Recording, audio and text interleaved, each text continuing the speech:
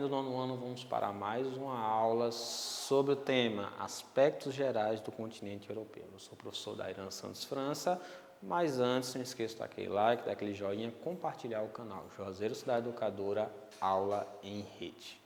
O continente europeu é um continente muito importante, ok? Tanto culturalmente como socialmente, principalmente que são esses continentes, por exemplo, que estão localizados nos países mais ricos do nosso planeta. Então, é um continente que tem muita influência perante os outros países, ok?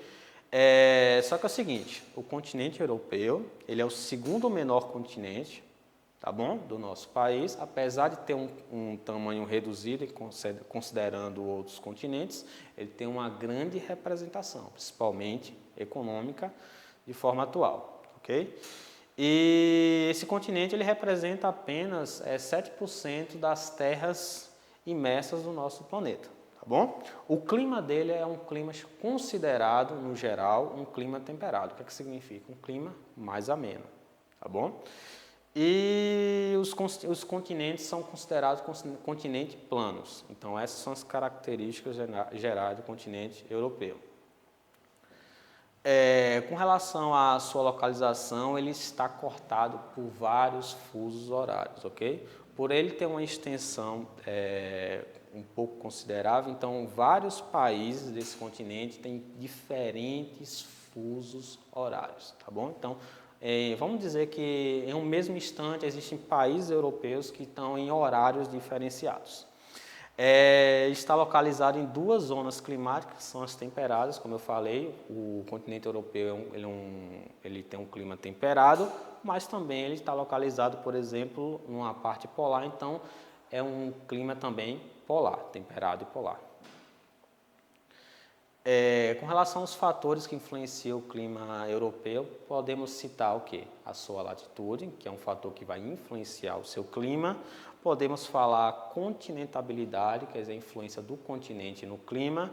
Podem falar sobre as correntes dos golfos, tá bom? Que ele acaba equilibrando a temperatura do ambiente.